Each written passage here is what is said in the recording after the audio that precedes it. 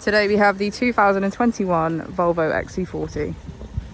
This is a hybrid electric petrol vehicle. It has done just over 23,000 miles with an automatic transmission.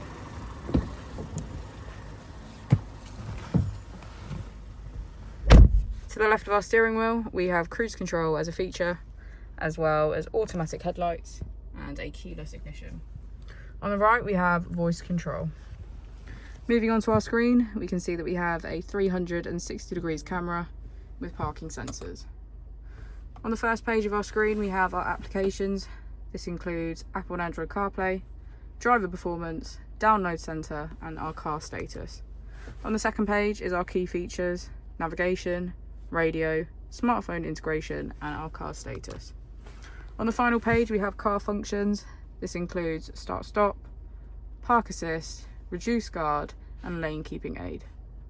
If we press here, we can access our climate control with heated seats on either side and our heated steering wheel. Just below, if we press our drive mode button, we can switch between our 4 different driving modes.